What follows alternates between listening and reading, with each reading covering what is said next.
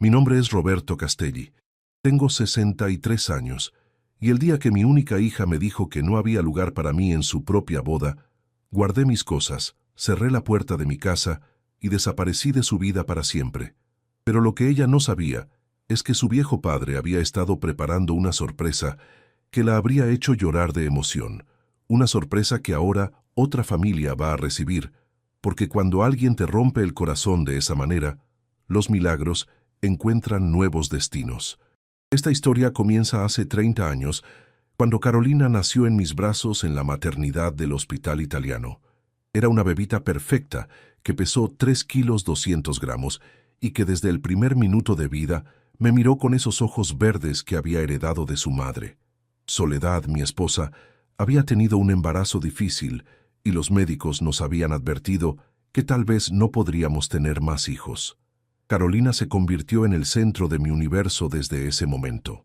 Yo trabajaba como técnico en refrigeración, reparando heladeras y aires acondicionados en talleres y casas particulares.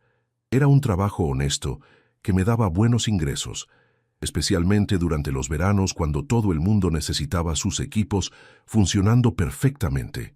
Soledad era maestra jardinera y trabajaba en un jardín de infantes del estado. Entre los dos teníamos un sueldo que nos permitía vivir cómodamente en una casa propia que habíamos comprado en Lanús Oeste cuando Carolina tenía 2 años. Era una casa pequeña pero acogedora, con 3 dormitorios, un patio grande donde Carolina podía jugar y un garaje que yo había convertido en mi taller personal para trabajar los fines de semana. Desde muy pequeña, Carolina mostró una inteligencia excepcional. Aprendió a hablar antes que otros chicos de su edad. A los 4 años ya sabía leer perfectamente, y en el jardín de infantes donde trabajaba Soledad, todas las maestras comentaban lo avanzada que estaba para su edad. «Papito», me decía con esa vocecita dulce que tenía, «cuando sea grande, voy a ser doctora para curar a toda la gente». Los primeros años de Carolina fueron los más felices de mi vida. Cada noche, después de trabajar todo el día reparando equipos de aire acondicionado bajo el sol del verano o arreglando heladeras en sótanos húmedos y fríos, llegaba a casa y toda la fatiga desaparecía cuando veía a mi hijita corriendo hacia la puerta para recibirme con un abrazo. Soledad había decorado el cuarto de Carolina como si fuera el de una princesa: paredes rosa, muebles blancos, una cama con dosel que yo mismo había armado siguiendo las instrucciones durante todo un fin de semana. Carolina tenía más muñecas, juguetes y libros que cualquier otra nena del barrio. Cada peso extra que ganaba trabajando horas extras los fines de semana se convertía en algo especial para mi hija. Cuando Carolina empezó la escuela primaria, decidimos inscribirla en un colegio privado bilingüe que costaba una fortuna pero que tenía la mejor reputación de la zona. St. Margaret's School era una institución prestigiosa donde iban los hijos de médicos, abogados, empresarios exitosos. Yo sabía que íbamos a hacer un sacrificio económico grande, pero quería que mi hija tuviera la mejor educación posible. Para pagar la cuota del colegio de Carolina, empecé a trabajar también los sábados y domingos, mientras otras familias se iban de paseo o descansaban los fines de semana. Yo estaba arreglando aires acondicionados en oficinas vacías o reparando cámaras frigoríficas en carnicerías que necesitaban el equipo funcionando antes del lunes. Soledad también hizo su sacrificio. Además de su trabajo en el jardín estatal, empezó a dar clases particulares de apoyo escolar a chicos que tenían dificultades de aprendizaje. Trabajaba de lunes a viernes en el jardín y los sábados por la mañana daba clases particulares en nuestra casa. Entre los dos trabajábamos 7 días por semana para que Carolina pudiera estudiar en el mejor colegio. Los años en St. Margaret's fueron espectaculares para Carolina. No solo tenía excelentes notas en todas las materias, sino que también había aprendido inglés perfectamente y había desarrollado una personalidad muy sociable. Se hizo amiga de chicas que vivían en countries, que veraneaban en Punta del Este, que tenían autos propios a los 17 años. Yo notaba que Carolina empezaba a avergonzarse un poco de nuestra casa humilde cuando venían sus amigas del colegio a estudiar. Elena y Agustina vivían en mansiones con pileta, con empleada doméstica, con padres que manejaban autos importados. Nuestra casita de Lanús Oeste, que para mí era un palacio porque la había comprado con mi esfuerzo, para las amigas de Carolina era algo pintoresco pero evidentemente inferior. Un día Carolina me pidió si podía cambiar mi camioneta vieja por un auto más moderno. «Papá», me dijo, «me da vergüenza cuando me venís a buscar al colegio con esa camioneta que hace ruido. Las otras chicas tienen padres que manejan autos nuevos». No era un capricho malicioso de su parte, era la presión social natural de una adolescente que quería encajar en un ambiente social más alto que el nuestro. Para el cumpleaños de 15 de Carolina, organizamos una fiesta que nos costó los ahorros de 2 años. Alquilamos un salón hermoso en San Isidro, contratamos una banda de música en vivo, un servicio de catering que incluía entrada, plato principal, postre y barra libre. Carolina eligió un vestido de fiesta que costó más que mi sueldo de un mes entero. La fiesta de 15 fue perfecta. Carolina estaba radiante con su vestido celeste. Bailó el vals con 15 chicos diferentes como marca la tradición, y todas sus amigas del colegio vinieron con sus familias. Yo me sentí el padre más orgulloso del mundo, viendo a mi hijita convertida en una señorita elegante que hablaba inglés con sus amigas y que había crecido para ser todo lo que yo había soñado. Pero también esa noche noté algo que me preocupó. Durante toda la fiesta, Carolina me presentó a los padres de sus amigas como mi papá que arregla aires acondicionados, como si fuera necesario explicar a qué me dedicaba para justificar mi presencia en una fiesta tan elegante. Los otros padres eran médicos, abogados, dueños de empresas, y yo era el técnico en refrigeración. Después de los 15 años, Carolina empezó a hablar permanentemente de estudiar medicina en la Universidad Católica Argentina, que era la más prestigiosa, pero también la más cara del país. La carrera duraba 7 años y cada cuota mensual costaba lo mismo que ganaba yo en 2 semanas de trabajo. Pero si mi hija quería ser médica, yo iba a hacer que fuera médica. Soledad y yo tuvimos largas conversaciones sobre cómo íbamos a financiar los estudios universitarios de Carolina.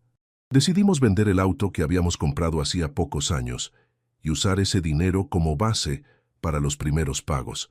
También decidí trabajar de lunes a domingo sin excepción, tomando todos los trabajos que aparecieran, sin importar lo lejos que estuvieran o lo complicados que fueran. Los primeros años de universidad de Carolina fueron muy duros económicamente para nosotros, pero también fueron años donde me sentí muy orgulloso de mi hija. Estudiaba con una dedicación admirable, tenía las mejores notas de su promoción, y los profesores siempre la ponían como ejemplo de estudiante comprometida y brillante. Carolina había hecho amigos nuevos en la universidad, la mayoría también de familias acomodadas que podían pagar esa universidad sin hacer los sacrificios que nosotros hacíamos. Empezó a salir mucho más, a ir a lugares más caros, a vestirse con ropa de marcas que costaban fortunas. Cada vez que necesitaba dinero extra para alguna actividad social, yo se lo daba sin hacer preguntas. En tercer año de medicina, Carolina conoció a Damián Echeverría, hijo de un cirujano cardiovascular muy reconocido que tenía consultorios en el Hospital Alemán y en el Sanatorio de los Arcos. Damián estudiaba también medicina, pero en otra universidad privada igualmente cara. Era un chico educado, de buena familia, que manejaba un auto deportivo y que veraneaba en José Ignacio. La primera vez que Damián vino a casa, yo noté inmediatamente que no se sentía cómodo en nuestro ambiente. Era cortés y respetuoso, pero se notaba que estaba acostumbrado a casas mucho más elegantes que la nuestra. Carolina parecía nerviosa durante toda la cena, como si estuviera evaluando nuestra casa y nuestra familia a través de los ojos de su novio. Después de esa cena, Carolina empezó a sugerir que tal vez era mejor que se encontrara con Damián en lugares neutrales en lugar de traerlo a casa. No lo decía directamente, pero yo entendía perfectamente lo que estaba pasando. Nuestra casa humilde, nuestro estilo de vida sencillo, mi trabajo de técnico en refrigeración, no estaban a la altura del nivel social de la familia de su novio. Durante los siguientes años, mientras Carolina terminaba medicina, la relación con Damián se fue consolidando. Se recibió con honores, obtuvo una beca para hacer la residencia en el Hospital Italiano y empezó a especializarse en pediatría. Yo estaba tan orgulloso de mi hija doctora que a todos mis clientes les contaba que mi Carolina se había recibido de médica con las mejores notas. Cuando Carolina terminó la residencia y empezó a trabajar como médica pediatra, Damián la pidió en matrimonio. Fue una propuesta muy romántica en un restaurante caro de Puerto Madero, con un anillo de compromiso que costaba más que lo que yo ganaba en 6 meses. Carolina vino a casa radiante de felicidad para contarnos la noticia.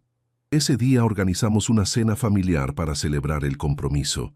Vinieron mis padres, que ya tenían más de 80 años, pero que adoraban a Carolina. Vinieron mis hermanos con sus familias y, por supuesto, invitamos a Damián para que conociera mejor a toda la familia.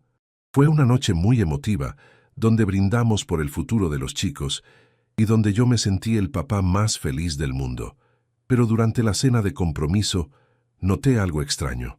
Carolina y Damián hablaban de la boda como si ya tuvieran todo planificado, pero nunca me preguntaron mi opinión sobre nada. Hablaban de la iglesia donde se iban a casar, del salón donde harían la fiesta, del viaje de luna de miel, como si fueran decisiones que no requerían mi participación. Después de la cena, cuando todos los invitados se fueron, le pregunté a Carolina cómo podía ayudar con los gastos de la boda. Sabía que Damián venía de una familia con dinero, pero también sabía que tradicionalmente el padre de la novia contribuye con parte de los gastos de la ceremonia. Carolina me dijo que no me preocupara, que los padres de Damián se iban a hacer cargo de todo. En las semanas siguientes, Carolina empezó a contarme detalles de la boda que me dejaban sin aliento. Iban a casarse en la Basílica del Santísimo Sacramento, una de las iglesias más elegantes de Buenos Aires. La fiesta sería en el Alvear Palace Hotel, uno de los lugares más exclusivos de la ciudad. Habría 200 invitados, orquesta en vivo, menú de 5 pasos y barra libre premium. Cuando le pregunté si podía ver la lista de invitados para confirmar que estuvieran todos nuestros familiares y amigos, Carolina me dijo algo que me heló la sangre. «Papá», me dijo, «la lista de invitados ya está cerrada y es muy limitada. Los padres de Damián conocen mucha gente importante y el salón tiene capacidad limitada. Tuvimos que ser muy selectivos con las invitaciones». Le pregunté específicamente si mis padres, mis hermanos, mis cuñados, mis sobrinos, iban a estar invitados. Carolina me dijo que mis padres sí estaban incluidos porque eran los abuelos de ella, pero que no había lugar para el resto de la familia. Tampoco había lugar para mis amigos de toda la vida, ni para Soledad, que había criado a Carolina como si fuera su propia hija. Esa conversación me dolió profundamente, pero traté de entender que era una boda muy elegante con limitaciones de espacio y que tal vez realmente no había lugar para toda nuestra familia extendida. Sin embargo, algo en la actitud de Carolina me hacía sentir que el problema no era la falta de espacio, sino que nuestra familia no encajaba en el nivel social de la boda que estaban planificando. Una semana después, Carolina vino a casa con Damián para una conversación que cambió mi vida para siempre. Se sentaron en el living como si fueran a darme una noticia importante. Carolina tenía una expresión seria que no le conocía, y Damián parecía incómodo, pero determinado a decir algo que evidentemente habían ensayado. «Papá», me dijo Carolina, «tenemos que hablar sobre la boda. Damián y yo hemos estado pensando mucho sobre cómo hacer que el día sea perfecto para todos, y hemos llegado a una decisión difícil, pero necesaria. La familia de Damián tiene ciertas expectativas sobre el evento, y queremos que todo salga bien para no defraudar a nadie». Damián tomó la palabra con una voz que trataba de sonar diplomática, pero que sonaba ensayada. «Don Roberto», me dijo, «entendemos que esta situación puede ser complicada, pero creemos que es mejor ser honestos desde el principio para evitar malentendidos.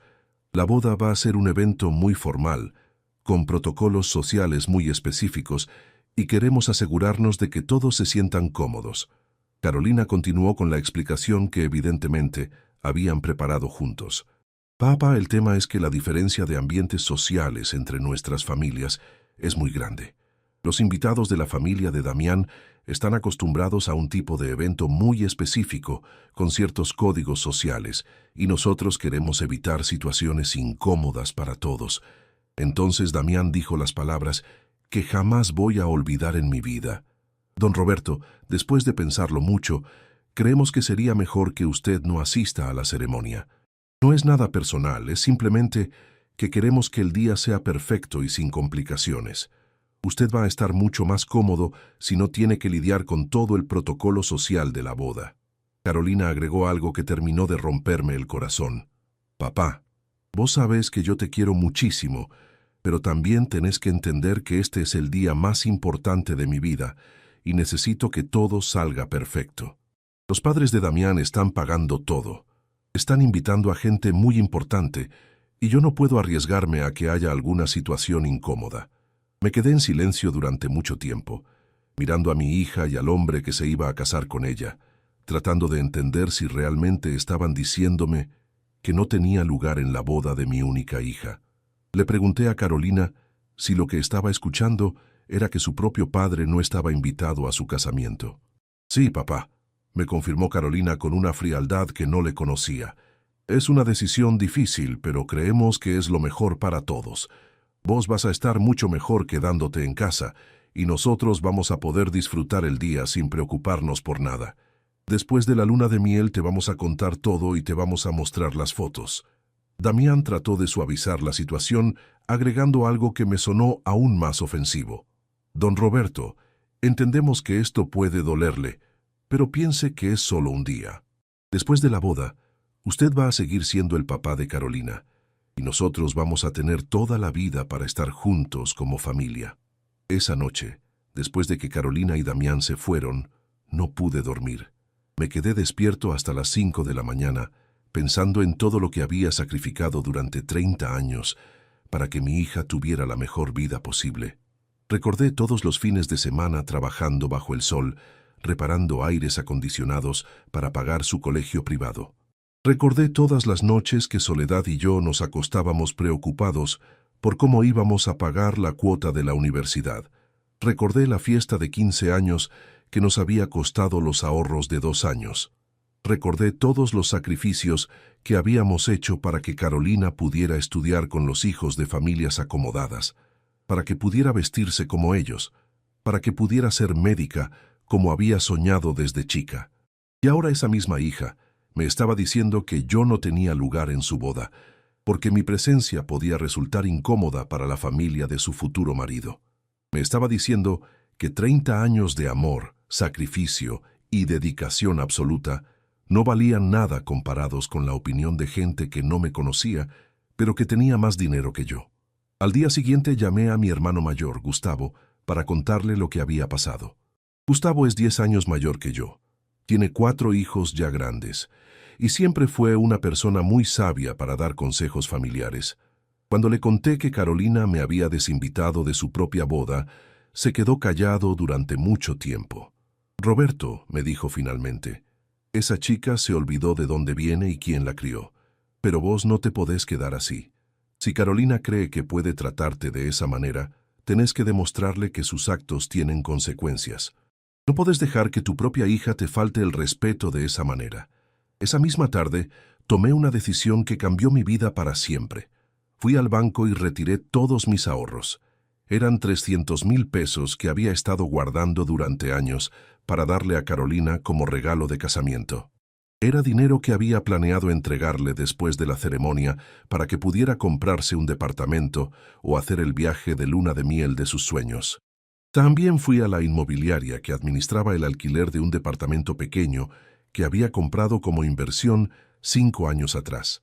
Le dije al administrador que quería vender la propiedad lo más rápido posible, aunque tuviera que aceptar un precio un poco menor al valor de mercado. Era un departamento que había comprado pensando en el futuro de Carolina. Con el dinero de mis ahorros y la venta del departamento, tenía suficiente para hacer algo que había estado soñando en secreto durante los últimos 10 años. Había estado pensando en comprarme una casa pequeña en Villa Carlos Paz, en las sierras de Córdoba, donde podría vivir tranquilo cuando me jubilara.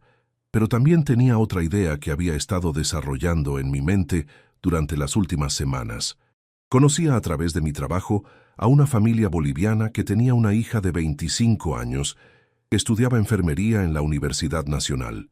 La chica, que se llamaba Esperanza, trabajaba los fines de semana limpiando consultorios médicos para pagarse los estudios. Esperanza era una chica extraordinaria. Había llegado a Argentina cuando tenía 15 años, sin hablar bien el castellano, sin conocer a nadie, pero con una determinación increíble para estudiar y progresar.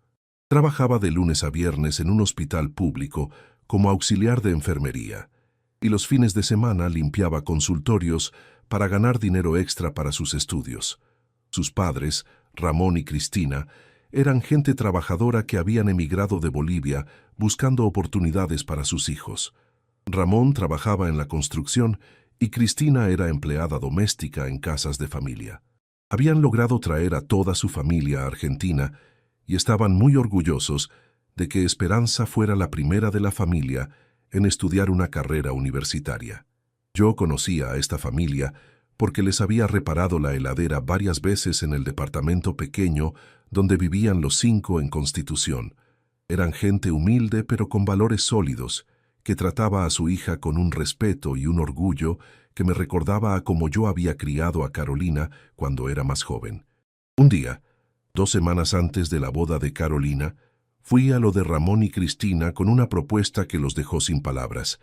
Les dije que había escuchado que Esperanza quería recibirse de enfermera, pero que estaba teniendo dificultades económicas para terminar la carrera.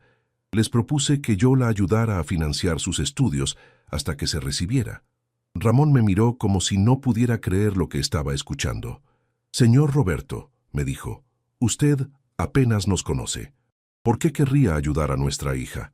Le expliqué que yo había criado una hija con mucho amor y dedicación, pero que esa hija había crecido y ya no necesitaba mi ayuda.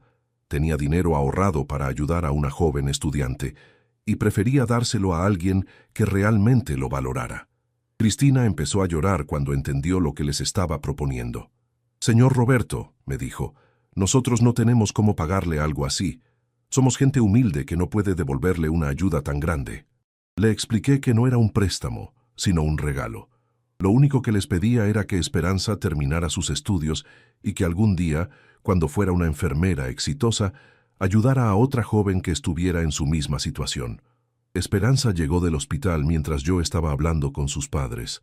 Era una chica preciosa, con ojos inteligentes y una sonrisa dulce que me recordó a Carolina cuando tenía esa edad. Cuando sus padres le explicaron mi propuesta, Esperanza no podía parar de llorar de emoción.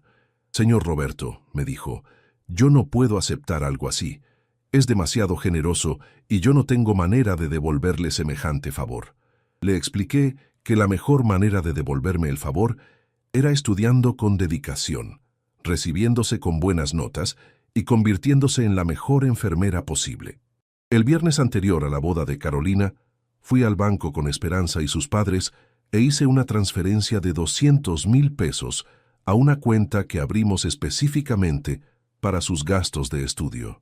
Era dinero suficiente para que terminara la carrera sin trabajar, para que comprara todos los libros que necesitara, para que pudiera concentrarse exclusivamente en estudiar. Ese mismo día guardé toda mi ropa en 2 valijas, cerré la casa de Lanús Oeste, donde había vivido durante 25 años, y me fui a Villa Carlos Paz sin decirle a nadie a dónde iba. Dejé una carta sobre la mesa de la cocina explicando mi decisión. La carta decía: «Carolina, hoy es el día de tu boda y yo debería estar acompañándote en el momento más importante de tu vida. Pero vos decidiste que no tengo lugar en tu nuevo mundo. Acepto tu decisión. He guardado mis cosas y me he ido a vivir a otro lugar donde pueda estar en paz. El dinero que había ahorrado para regalarte lo doné a una joven que sí valora la ayuda que recibe. Que seas feliz. Papá». El día de la boda de Carolina, me levanté temprano en mi nueva casa de Villa Carlos Paz. Desayuné tranquilo en el jardín mirando las sierras y me fui a caminar por el centro del pueblo. Era un día hermoso de primavera, con sol y temperatura perfecta. Mientras mi hija se casaba en Buenos Aires sin mí, yo empezaba una nueva vida en un lugar donde nadie sabía quién era ni de dónde venía. Carolina me llamó 3 días después de la boda, histérica. «Papá», me gritaba por teléfono, «¿dónde estás? ¿Qué significa esa carta? ¿Por qué te fuiste sin avisar? Yo necesito hablar con vos urgente». Le expliqué calmamente que estaba viviendo en otro lugar y que no tenía intención de volver a Buenos Aires. Me suplicó que le dijera dónde estaba para que pudiera venir a buscarme. Le dije que eso no iba a pasar. Había tomado una decisión definitiva de empezar una nueva vida lejos de gente que no me valoraba. Carolina empezó a llorar y a pedirme perdón, diciendo que había sido un error, que había estado muy nerviosa por la boda, que quería arreglar las cosas. Le expliqué que no era algo que se pudiera arreglar con una disculpa. Durante 30 años yo había sido el padre más devoto del mundo. Había sacrificado todo por su bienestar y su futuro. Y cuando llegó el momento más importante de su vida, ella decidió que yo no era digno de estar presente. Esa decisión tenía consecuencias permanentes. Damián también me llamó tratando de mediar en la situación. Don Roberto me dijo, «Entendemos que usted está dolido, pero Carolina está destrozada. Fue un error de juicio de nuestra parte. Estábamos muy presionados por la organización de la boda. Por favor, díganos dónde está para que podamos ir a pedirle perdón personalmente».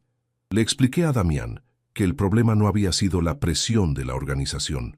El problema había sido que los dos me habían juzgado como alguien que no estaba a la altura de su nivel social. Me habían tratado como si mi presencia fuera un obstáculo para su felicidad. Ese juicio era irreversible.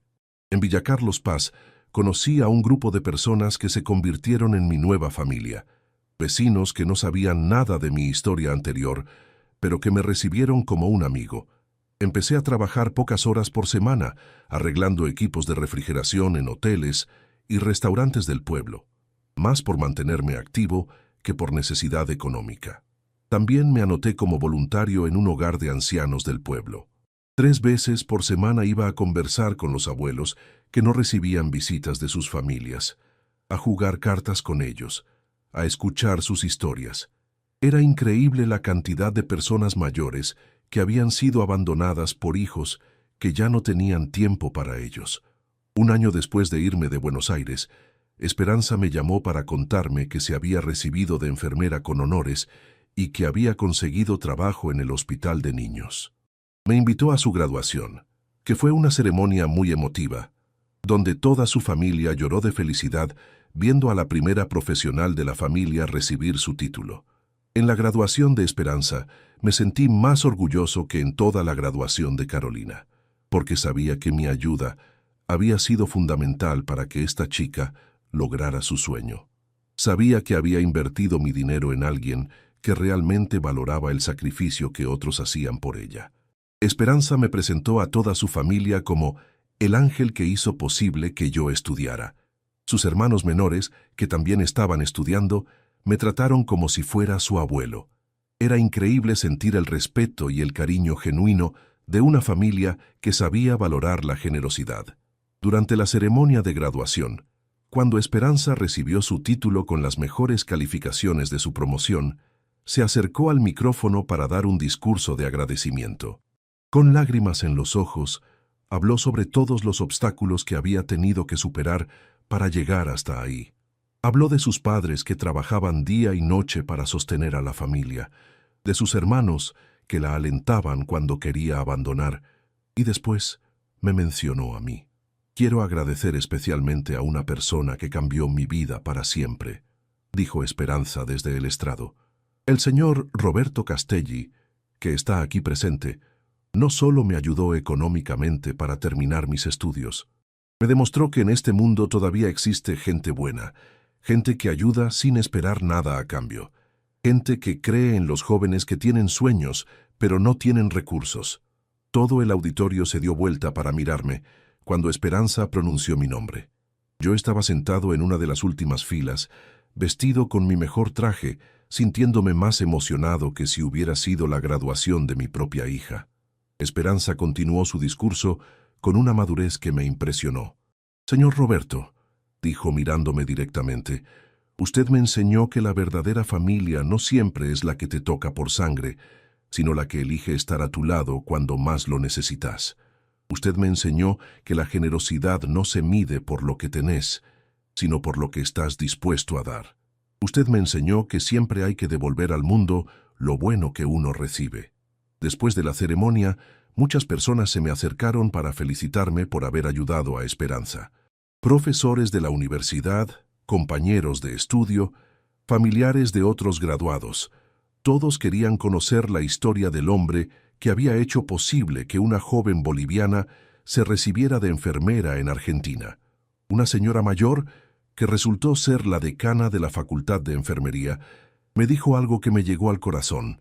«Señor Castelli», me dijo, «en mis 30 años de educación he visto muchos casos de estudiantes talentosos que no pueden terminar sus carreras por problemas económicos. Lo que usted hizo por Esperanza es algo que deberíamos ver más seguido en nuestra sociedad». Esa noche, la familia de Esperanza organizó una cena en su departamento para celebrar la graduación. Era un departamento pequeño donde vivían 6 personas, pero habían preparado una mesa hermosa con todo lo que podían permitirse económicamente. Ramón había trabajado horas extra durante semanas para comprar una carne especial para la ocasión. Durante la cena, Cristina me contó algo que no sabía sobre el sacrificio que habían hecho como familia para que Esperanza estudiara.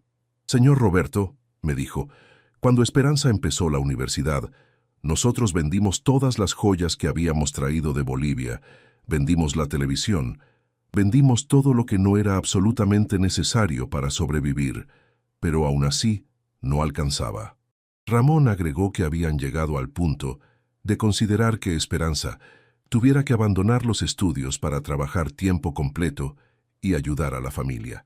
«Estábamos desesperados», me dijo, «porque sabíamos que nuestra hija tenía el talento para ser enfermera, pero no teníamos los recursos para que terminara la carrera». Esperanza me tomó de la mano mientras sus padres hablaban. «Señor Roberto», me dijo, «usted llegó a nuestra vida como un milagro. Justo cuando estábamos a punto de perder toda esperanza, usted apareció con una propuesta que parecía demasiado buena para ser verdad. Al principio, no podíamos creer que alguien fuera tan generoso con una familia extraña. Su hermano menor, Federico, que tenía 18 años y estudiaba para ser técnico electrónico, me pidió permiso para hacerme una pregunta. «Señor Roberto», me dijo, «¿por qué decidió ayudar a mi hermana cuando no nos conocía de nada? ¿Por qué eligió a nuestra familia entre tantas que también necesitan ayuda?» Le expliqué a Federico que a veces en la vida uno llega a un punto donde tiene que decidir si va a ser parte del problema o parte de la solución. Yo tenía recursos que había ahorrado para ayudar a mi propia hija, pero esa hija había demostrado que no valoraba mi ayuda. Prefería dar esos recursos a alguien que realmente los aprovechara. Pero hay algo más profundo, les dije a todos. Cuando uno ayuda a otra persona a alcanzar sus sueños, uno también está alcanzando un sueño propio. Mi sueño era ser útil para alguien, sentir que mi vida había servido para algo importante. Esperanza me dio la oportunidad de cumplir ese sueño. La hermana menor de Esperanza, Lucía, que tenía 16 años y quería estudiar psicología, me preguntó si yo tenía hijos. Era una pregunta inocente, pero que me llegó directo al corazón. «Sí, Lucía», le dije, «tengo una hija que es médica, pero hace tiempo que no nos hablamos porque ella decidió que yo no tenía lugar en su vida nueva». Cristina me miró con tristeza cuando escuchó mi respuesta. «Señor Roberto», me dijo, «no puedo entender cómo una hija puede alejarse de su padre que la crió con tanto amor. En nuestra cultura, los padres son sagrados. Uno puede discrepar con ellos, pero nunca puede faltarles el respeto o abandonarlos». Ramón asintió con la cabeza. «En Bolivia», me dijo, «existe un dicho que dice que los hijos son como las plantas. Crecen hacia donde les da más sol, pero nunca olvidan de qué tierra vienen sus raíces. Su hija se olvidó de sus raíces, pero eso no significa que usted haya fracasado como padre». Esa noche, cuando volví a mi casa en Villa Carlos Paz, reflexioné mucho sobre la diferencia entre las dos familias que había conocido en mi vida. Mi propia familia, donde había dado todo mi amor y mi esfuerzo, pero donde ese amor había sido dado por sentado hasta el punto de ser despreciado. Y esta nueva familia, que valoraba cada gesto de generosidad como si fuera un tesoro. Me di cuenta de que el problema no había sido que yo hubiera amado demasiado a Carolina. El problema había sido que nunca le había enseñado el valor de lo que estaba recibiendo. Nunca le había mostrado que mi amor y mi sacrificio no eran obligaciones automáticas, sino regalos que podían perderse si no se cuidaban. En los meses siguientes, a la graduación de Esperanza, nuestra relación se profundizó aún más. Ella empezó a trabajar en el hospital de niños y me llamaba todas las semanas para contarme sobre sus primeros casos como enfermera profesional. Me contaba sobre los chicos que cuidaba, sobre las familias que conocía, sobre las cosas que aprendía cada día. Una vez me contó sobre un niño de 8 años que había llegado al hospital con una enfermedad grave, acompañado por un abuelo que era la única familia que tenía. El abuelo se quedaba día y noche en el hospital, durmiendo en una silla incómoda, sin quejarse nunca, cuidando a su nieto con una dedicación absoluta. Esa historia me hizo recordar a mis propios padres, que para cuando Carolina se casó, ya tenían más de 80 años, y que también habían sido excluidos de la boda de su nieta. Me di cuenta de que Carolina no solo me había faltado el respeto a mí, sino que también había despreciado a los abuelos que la habían amado durante toda su vida. Esperanza me dijo que viendo a ese abuelo en el hospital, había pensado en mí. «Señor Roberto», me dijo, «ese abuelo me recordó a usted. La manera en que cuida a su nieto es la misma manera en que usted me cuidó a mí cuando era estudiante. Con paciencia, con amor incondicional, sin esperar nada a cambio». También me contó que había empezado un proyecto personal en el hospital. Con parte del dinero que ahora ganaba como enfermera, había comenzado a ayudar a familias humildes que no podían pagar los medicamentos de sus hijos internados. Era su manera de devolver al mundo la generosidad que había recibido de mí. Un día me llamó muy emocionada para contarme que había conocido a un médico joven en el hospital que se llamaba Sebastián Romero. Era un pediatra recién recibido que trabajaba con la misma dedicación que ella ponía en su trabajo. Me contó que habían empezado a salir y que era el hombre más bueno que había conocido en su vida. Sebastián venía de una familia de clase media trabajadora, muy parecida a la familia donde yo había criado a Carolina antes de que se avergonzara de sus orígenes. Su padre era maestro de escuela y su madre era enfermera, igual que Esperanza. Eran gente sencilla pero con valores sólidos que valoraban el trabajo honesto. Cuando Esperanza me presentó a Sebastián, me di cuenta inmediatamente de que era un joven excepcional, no solo por su inteligencia o su preparación profesional, sino por la manera en que trataba a Esperanza y a su familia. Los trataba con un respeto genuino, sin ninguna condescendencia, valorando la cultura boliviana en lugar de verla como algo inferior. Durante nuestra primera conversación, Sebastián me contó que había escuchado la historia de cómo yo había ayudado a Esperanza a terminar sus estudios. «Señor Castelli», me dijo, «Esperanza me contó todo lo que usted hizo por ella. Quiero que sepa que para mí usted es como un segundo padre para ella, y por lo tanto es como un padre para mí también». Esas palabras me conmovieron profundamente. Aquí había un joven que ni siquiera me conocía bien, pero que ya me estaba dando el lugar de padre honorario simplemente por haber ayudado a la mujer que amaba. Era el tipo de respeto que yo había esperado de Damián cuando se casó con Carolina, pero que nunca había recibido. En los meses siguientes, Sebastián se convirtió prácticamente en un hijo para mí. Me visitaba en Villa Carlos Paz cuando tenía vacaciones, me contaba sobre su trabajo en el hospital, me pedía consejos sobre su relación con Esperanza. Era la relación padre-yerno que yo había soñado tener con Damián, pero que nunca había sido posible. Un año después de conocerse, Sebastián le pidió matrimonio a Esperanza en el mismo hospital donde trabajaban juntos. Fue una propuesta sencilla pero hermosa, rodeados de los compañeros de trabajo que se habían convertido en su familia elegida en Buenos Aires. Esperanza me llamó esa misma noche para contarme la noticia, llorando de felicidad. «Señor Roberto», me dijo, «Sebastián y yo queremos pedirle algo muy importante. Queremos que sea el padrino de nuestra boda. No tenemos familia extendida en Argentina y usted es la persona más importante en nuestras vidas después de nuestros padres. No podemos imaginar casarnos sin que usted esté a nuestro lado». Esa invitación me emocionó más que cualquier reconocimiento que había recibido en mi vida. Después de haber sido excluido de la boda de mi propia hija, esta joven pareja me estaba dando el honor de ser padrino en su ceremonia. Era como si el universo me estuviera compensando por todo el dolor que había sufrido. La boda de Esperanza y Sebastián fue todo lo contrario a la boda de Carolina. En lugar de ser un evento ostentoso, diseñado para impresionar a extraños, fue una celebración íntima llena de amor genuino. Se casaron en una iglesia pequeña del barrio donde vivían, con una fiesta sencilla en un salón comunitario que ellos mismos habían decorado. Todos los invitados eran personas que realmente amaban a la pareja. Los padres y hermanos de Esperanza, que habían viajado desde Bolivia especialmente para la ocasión. Los padres y hermanos de Sebastián, que recibieron a la familia boliviana como si fuera su propia familia. Los compañeros del hospital, que habían visto crecer el amor entre los novios día a día.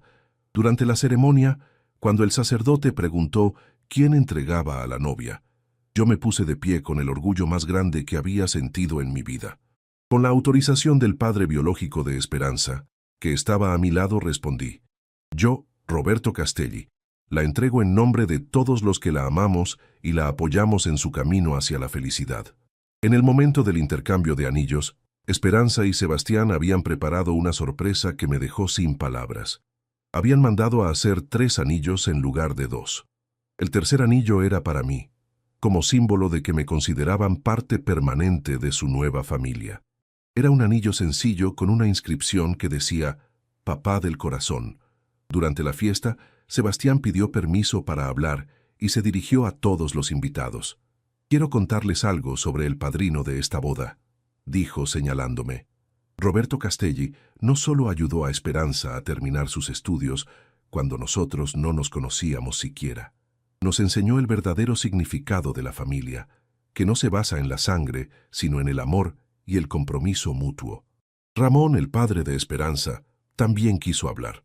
Con su español mezclado con palabras en quechua que me había enseñado a entender, habló sobre la importancia de los padrinos en la cultura boliviana. Dijo que un padrino no es solo alguien que firma papeles, sino alguien que se convierte en familia para toda la vida. En Bolivia, dijo Ramón, cuando alguien acepta ser padrino de una boda, está prometiendo cuidar a esa pareja como si fuera su propia sangre. Roberto no solo aceptó ser nuestro compadre, sino que ya había demostrado ser un padre para Esperanza, mucho antes de que Sebastián apareciera en su vida. Esa noche, bailé con Esperanza en su boda, como había soñado bailar con Carolina en la suya. Era un baile sencillo, sin orquesta profesional, solo una banda local que tocaba música folclórica argentina y boliviana, pero era más emotivo que cualquier vals de 15 años que hubiera visto en mi vida.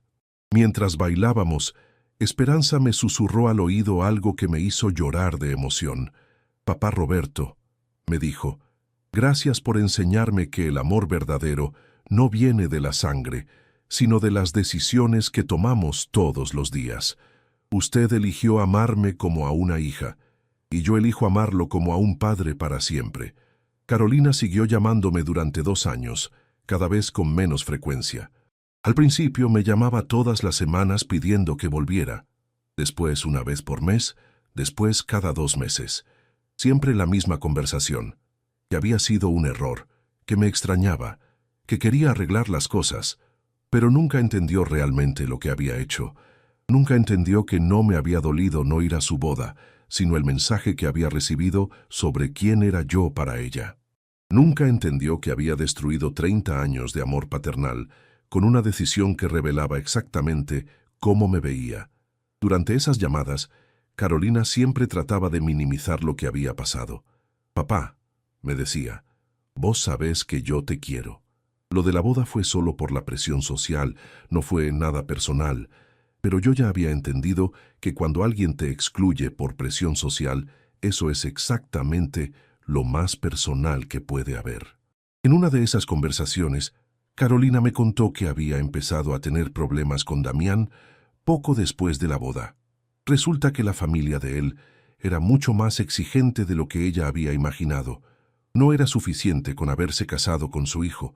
Ahora esperaban que ella encajara perfectamente en todos sus eventos sociales, en todos sus círculos, en todos sus protocolos. Me contó que la suegra la criticaba constantemente, por su manera de vestirse, por su manera de hablar, por su forma de servir en las cenas familiares. Por más que Carolina trataba de adaptarse, nunca era suficiente para una mujer que había nacido en la alta sociedad porteña y que consideraba que Carolina seguía siendo demasiado nueva rica para su familia. Lo más doloroso para Carolina era que Damián nunca la defendía cuando su familia la criticaba. En lugar de proteger a su esposa, él le pedía que tratara de esforzarse más para encajar. Le decía que tenía que entender que su familia tenía ciertas tradiciones y que ella tenía que adaptarse si quería ser aceptada completamente. Carolina me contaba todo esto como si yo fuera su consejero matrimonial, como si pudiera olvidar que ella me había excluido de su propia boda para complacer a esa misma familia que ahora la estaba maltratando. Era irónico escucharla quejarse de la falta de respeto de su nueva familia cuando ella había sido la primera en faltarme el respeto a mí. Un día me llamó llorando para contarme que había tenido una pelea muy fuerte con la familia de Damián.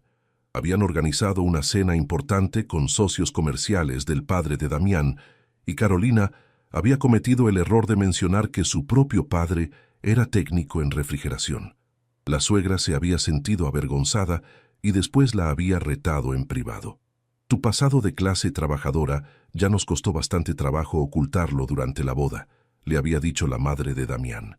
Por favor, en el futuro, evita mencionar detalles sobre tu familia de origen. Es mejor que digas que tu padre era empresario o algo así. La gente de nuestra clase social no necesita conocer todos los detalles de tu vida anterior. Cuando Carolina me contó esa conversación, esperaba que yo la consolara y le dijera que su suegra estaba equivocada. Pero en lugar de eso, le hice una pregunta que la dejó callada. Carolina, le dije, ¿te das cuenta de que vos hiciste exactamente lo mismo conmigo en tu boda? Te avergonzaste de tu familia de origen para quedar bien con la familia de Damián. Carolina trató de defenderse diciendo que era diferente, que ella nunca había dicho que se avergonzaba de mí, solo que había querido evitar situaciones incómodas. Pero yo le expliqué que el resultado era exactamente el mismo. Ya sea que me excluyera por vergüenza o por comodidad, el mensaje había sido claro. Yo no era digno de estar presente en el momento más importante de su vida. Después de esa conversación, Carolina dejó de llamarme durante varios meses. Creo que por primera vez había entendido la contradicción de quejarse conmigo sobre la falta de respeto que recibía de la familia de Damián, cuando ella me había faltado el respeto exactamente de la misma manera. Mientras tanto, mi vida en Villa Carlos Paz seguía desarrollándose de manera muy diferente. Había encontrado una comunidad de personas que me valoraban por lo que era, sin importar mi pasado o mi nivel socioeconómico. Era increíble vivir en un lugar donde la gente se relacionaba con honestidad en lugar de calcular constantemente el estatus social de cada persona. Uno de mis vecinos, un jubilado que había sido maestro de escuela durante 40 años, se convirtió en uno de mis mejores amigos. Se llamaba Jorge Benítez y tenía una filosofía de vida que me ayudó mucho durante mis primeros años en Villa Carlos Paz. Jorge me decía que la felicidad no venía de la gente que te rodeaba, sino de la paz que tenías con tus propias decisiones. Roberto, me decía Jorge mientras tomábamos mate en su patio todas las tardes, vos tomaste la decisión correcta cuando te fuiste de Buenos Aires. A veces hay que tener el coraje de cerrar capítulos de la vida que ya no nos sirven, aunque esos capítulos incluyan a gente que queremos mucho. Jorge me contó que él había pasado por algo parecido con uno de sus hijos, que se había mudado a España y que prácticamente había cortado toda comunicación con la familia. Al principio Jorge había sufrido mucho, pero después había entendido que no podía obligar a nadie a mantener una relación que no quería mantener. Me enseñó que el amor paternal no significa aceptar cualquier trato que los hijos quieran darte. Me enseñó que había una diferencia entre amar incondicionalmente y permitir que te falten el respeto incondicionalmente. Era una lección que yo había aprendido demasiado tarde, pero que estaba aplicando firmemente en mi nueva vida. También conocí a una señora que se llamaba Marta Delgado, que había enviudado hacía 5 años y que se había mudado a Villa Carlos Paz para empezar una nueva vida después de los 60. Marta era una mujer muy inteligente, que había sido profesora universitaria en Rosario y que ahora se dedicaba a dar clases de alfabetización para adultos en el centro comunitario del pueblo. Marta y yo nos hicimos amigos muy rápidamente porque teníamos historias de vida similares. Los dos habíamos tenido que reconstruir nuestras vidas después de los 60 años. Los dos habíamos descubierto que nunca era demasiado tarde para encontrar la felicidad, y los dos habíamos aprendido a valorar las relaciones genuinas por encima de las relaciones familiares complicadas. A través de Marta conocí el proyecto de alfabetización donde ella trabajaba como voluntaria. Era un programa que ayudaba a adultos mayores que no habían tenido la oportunidad de aprender a leer y escribir cuando eran jóvenes. Muchos de ellos eran inmigrantes internos que habían llegado a Villa Carlos Paz desde provincias del norte, donde las escuelas rurales eran muy escasas. Me anoté como voluntario en ese proyecto y descubrí que tenía una habilidad natural para enseñar. Mi experiencia explicando problemas técnicos a clientes que no entendían nada de refrigeración me había dado paciencia para explicar cosas complicadas de manera simple. Empecé a enseñarles matemática básica a los adultos que estaban aprendiendo a leer. Trabajar con esos estudiantes adultos me dio una perspectiva completamente nueva sobre el valor de la educación. Veía a hombres y mujeres de 70 años llorando de emoción el día que lograban escribir sus nombres completos por primera vez en sus vidas. Veía a abuelos que querían aprender a leer para poder ayudar a sus nietos con la tarea de la escuela. Una de mis estudiantes era una señora de 65 años, que se llamaba Rosa Cardoso. Había trabajado toda su vida como empleada doméstica en Buenos Aires y se había mudado a Villa Carlos Paz cuando se jubiló. Rosa nunca había aprendido a leer porque había empezado a trabajar a los 8 años para ayudar a sostener a su familia. Durante las clases, Rosa me contaba historias sobre las familias para las que había trabajado durante décadas. Me contaba sobre patrones que la trataban como parte de la familia y sobre otros que la trataban como si fuera invisible. Me contaba sobre hijos de familia que la respetaban y la querían, y sobre otros que la despreciaban por ser empleada doméstica. Una tarde, Rosa me dijo algo que me hizo reflexionar mucho sobre mi situación con Carolina. «Señor Roberto», me dijo, «yo trabajé 30 años para una familia que me decía que me quería como si fuera su madre. Pero cuando la señora murió y los hijos vendieron la casa, ninguno se preocupó por preguntarme dónde iba a vivir. Ahí me di cuenta de que para ellos yo nunca había sido familia de verdad. Esa conversación me hizo entender que mi experiencia con Carolina no era única. Había muchas personas que descubrían tarde en la vida que las relaciones que creían sólidas estaban basadas en conveniencia más que en amor genuino. Había muchas personas que tenían que aprender a reconstruir sus vidas después de ser descartadas por gente que supuestamente las amaba. El proyecto de alfabetización se convirtió en una de las actividades más importantes de mi nueva vida. No solo porque me daba propósito y me mantenía activo, sino porque me conectaba con gente que valoraba genuinamente la ayuda que recibía. Era el contraste perfecto con la ingratitud que había experimentado en mi vida anterior. Un día, llegaron noticias que cambiaron todo. Esperanza me llamó desde Buenos Aires para contarme que estaba embarazada.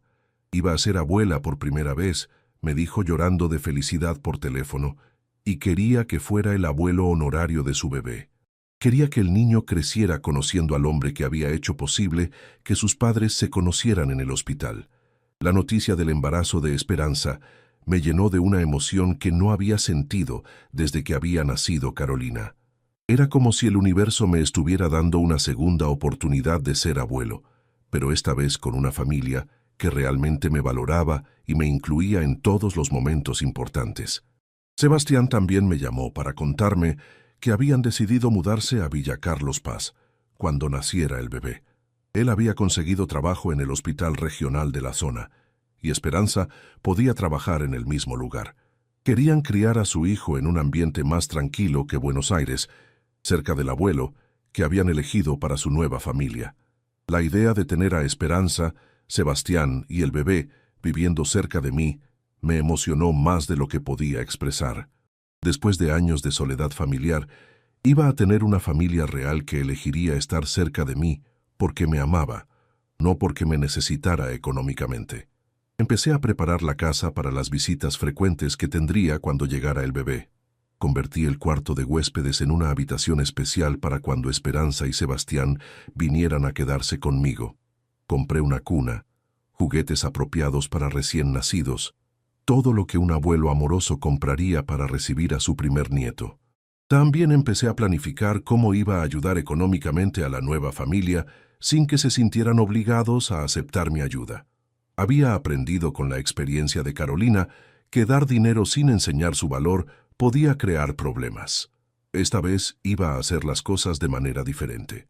Decidí crear un fondo de inversión para la educación del bebé que estaría disponible cuando cumpliera 18 años. Era una manera de asegurar su futuro sin crear dependencia económica inmediata. También decidí regalarles la casa donde vivía, para que tuvieran seguridad habitacional cuando se mudaran a Villa Carlos Paz. Pero lo más importante que decidí fue estar presente en todos los momentos importantes de la vida de ese niño. Iba a ser el abuelo que llevaba a su nieto a la escuela, que lo ayudaba con la tarea, que le enseñaba a andar en bicicleta, que lo acompañaba en sus actividades deportivas. Iba a ser el abuelo que Carolina nunca me había permitido ser con su futuro hijo. Hace 6 meses recibí una carta de Carolina contándome que estaba embarazada y que quería que su bebé conociera a su abuelo. Era una carta muy emotiva donde me pedía una nueva oportunidad para ser familia otra vez. Me explicaba que había madurado mucho, que entendía mejor las cosas, que quería que sus hijos crecieran conociendo al abuelo que tanto la había amado. También me contaba que su matrimonio con Damián estaba pasando por dificultades, que él trabajaba mucho, que casi no estaban juntos, que se sentía muy sola en esa vida social tan exigente. Me decía que había entendido que la familia real era la que uno construía con amor, no la que se armaba por conveniencias sociales. No le contesté esa carta. Ya había tomado una decisión 3 años atrás y la había mantenido firmemente. Carolina había elegido su camino el día que decidió que yo no tenía lugar en su vida nueva. Había elegido el mundo de Damián y su familia por encima del mundo donde yo la había criado con tanto amor. La semana pasada me crucé con un conocido de Buenos Aires que estaba de vacaciones en Villa Carlos Paz. Me contó que Carolina se había divorciado hace 2 meses, que Damián la había dejado por una compañera de trabajo más joven, que ahora estaba criando sola a un bebé de 6 meses en un departamento alquilado. También me contó que andaba preguntando por mí, tratando de averiguar dónde vivía para venir a buscarme, que les decía a todos que había cometido el error más grande de su vida y que necesitaba pedirme perdón y recuperar a su papá, que se había dado cuenta de que el amor verdadero era el que yo le había dado durante 30 años. Pero yo ya había construido una nueva vida, una vida donde mi valor no dependía de lo que podía darle a alguien más, sino de lo que era como persona. Una vida donde la gente me respetaba por mi trabajo honesto, por mi carácter, por mi generosidad, no por mi utilidad económica.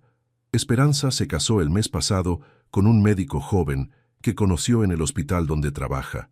Me invitó como padrino de bodas porque dice que yo fui quien hizo posible que ella tuviera la carrera que la llevó a conocer a su marido.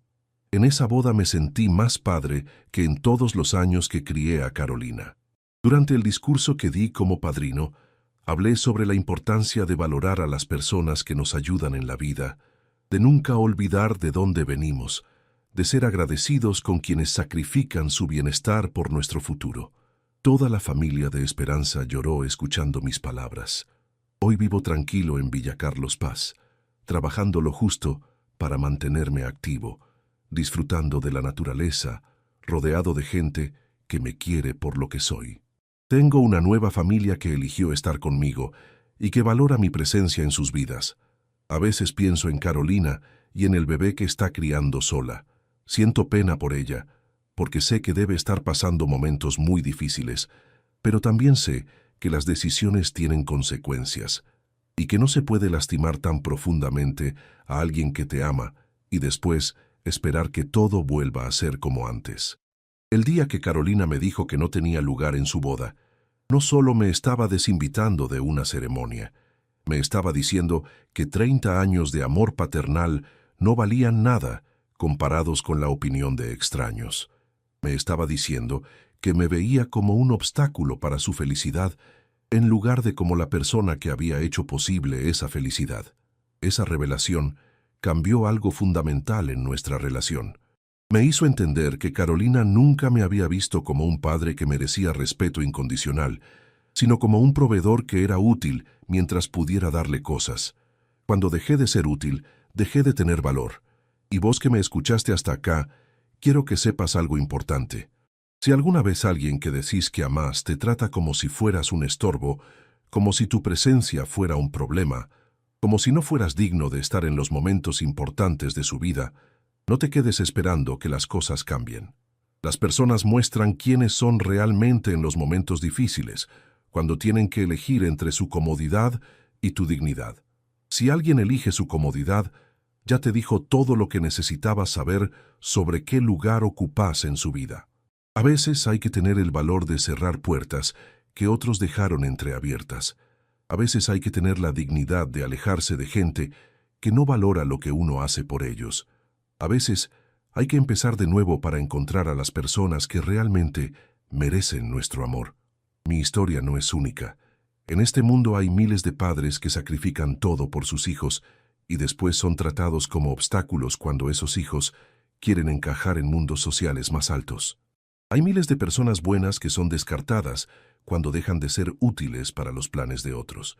Pero también hay miles de historias como la de Esperanza, jóvenes que valoran la ayuda que reciben, que entienden el sacrificio que otros hacen por ellos, que construyen familias basadas en gratitud y respeto genuino.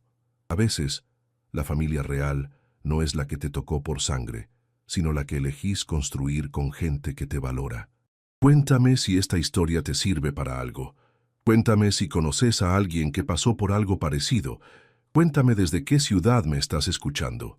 Porque al final, lo que importa no es cuánto amor das, sino cuánto respeto recibís por ese amor. Y ese respeto nadie tiene derecho a quitártelo, ni siquiera tus propios hijos.